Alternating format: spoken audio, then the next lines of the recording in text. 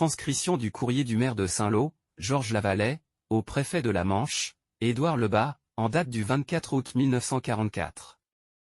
Liste des premiers corps retirés des décombres de la prison de Saint-Lô, 24 août 1944.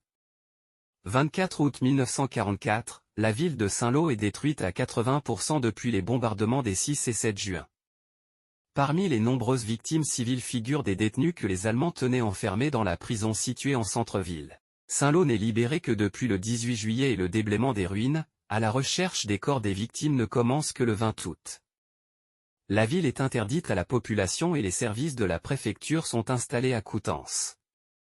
Le maire de Saint-Lô informe le préfet de la Manche que 6 premiers corps ont été retirés des décombres de la prison, dans le cadre des travaux de déblaiement entrepris quelques jours plus tôt.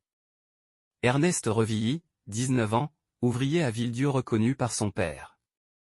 Jean Bourget, 68 ans, économe de l'hospice de Valognes, reconnu par sa famille. Le commandant Hamel, demeurant à Torigny, reconnu par ses camarades de captivité. Bernard de Broise, fils d'un gendarme de Villedieu, reconnu par son père. Théodore Verger, notaire à Briquebec, identifié au moyen de sa chevalière.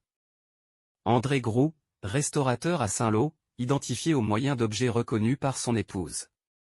Une 7e victime est ajoutée au crayon à papier, l'abbé Le Bouteillère, de Carteret. Source at 50.